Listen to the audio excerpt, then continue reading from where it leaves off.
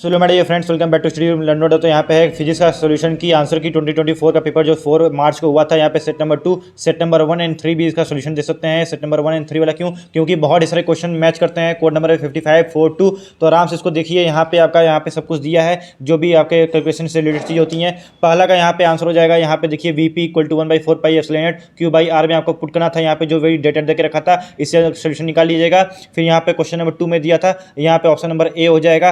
ठीक ना, इसमें Q2 को बोला था कि सबसे लीस्ट मैग्नीट्यूड है बट पॉजिटिव है। यहाँ पे हो जाएगा आपका ऑप्शन नंबर ए। फिर उसका जो है the magnetic susceptibility of diamagnetic material is small and negative. फिर यहाँ पे दिया था आपको circular loop A of radius R current. फिर another circular loop B of radius r/20 is placed concentrically in a plane of A. The magnetic flux linked with the B is proportional to r 3/2 हो जाएगा, r की power 3/2।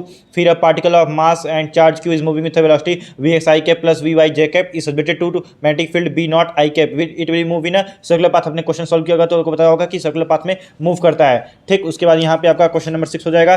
The quantum nature of light explains the observation of photo electric effect. बहुत easy है। The maximum kinetic energy of photo electrons depends only on the frequency of incident radiation. बहुत easy था।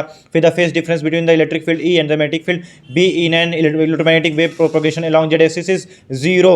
आपको पता होना चाहिए। फिर यहाँ पे the radius rnth orbit in Bohr model बताया था मैंने। ये वाला 2 पेज बहुत इंपॉर्टेंट है। मैंने अपनी स्टडी वाली वीडियो बताया था कि लास्ट में टी पॉली वीडियो में बताया था कि ये वाला 2 पेज इंपॉर्टेंट। इसमें फॉर्मुलाज जो है सब इंपॉर्टेंट। देखिए इसमें सी वाला ऑप्शन होगा। फिर यहाँ पे source V = 280 sine 100t volt is connected to.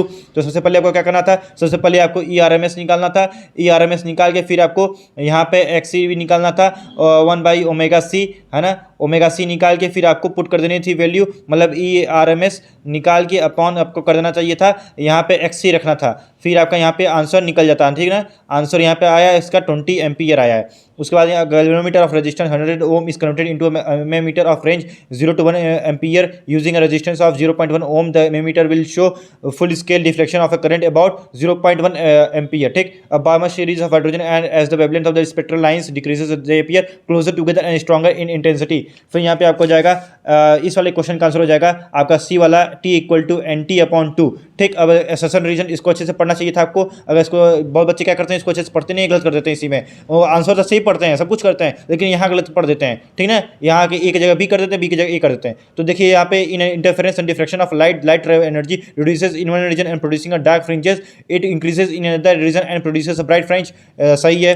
This happens because energy is not conserved in the phenomena of interference and diffraction. बिल्कुल सही है। तो बट यहाँ पे जो असर्शन है उसका करेक्ट रीजन मेरा आर नहीं है, तो बी वाला हो जाएगा। When electron drift in a conductor, it does not mean that all free electrons in the conductor are moving in the same direction. सही है। The drift velocity is superposed over large random velocities of electrons.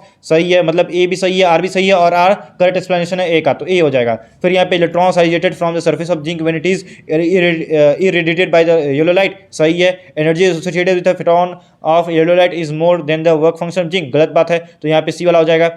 The temperature coefficient of resistance is a positive for metals and negative for p-type semiconductors। सही है। The charge carriers in the metals are negatively charged whereas the majority। तो इसका हो जाएगा ए वाला option, है ना। क्यों? क्योंकि रीजन भी सही है, असर्शन भी सही है। ठीक है ना, रीड करने के बाद समझ में आया कि भैया दोनों सही है और रीजन भी असर्शन के लिए ही सही करेक्ट एक्सप्लेनेशन है। तो ये हो गई है आपका सोल्यूशन की। ठीक ना, और आगे की सोल्यूशन की मैं अपने नेक्स्ट वीडियो में डालूंगा जल्दी। आजकल मैं आपको अभी बाकी सेट के सेट नंबर 1 एंड 3 के भी सोल्यूशन आपको दे दूंगा, बट बाकी भी सेट वाले बच्चे इसको देख सकते थे आराम से। इस तरह के सोल्यूशन वीडियोस में मैथ के भी लेके आऊंगा, केमिस्ट्री का डाल चुका हूँ, जाकर देख सकते हैं सभी सेट वाले। उसका इंग्लिश में भी डाल चुका हूँ, वो भी देख सकते हैं आराम से। अभी मैं इसका भी डाल दूंगा। आजकल में 1 2 3 जितने में 2 तो डाल ही दिया हूँ, 1 3 का भी सेट का मैं सोल्यूशन डाल दूंगा। All the best.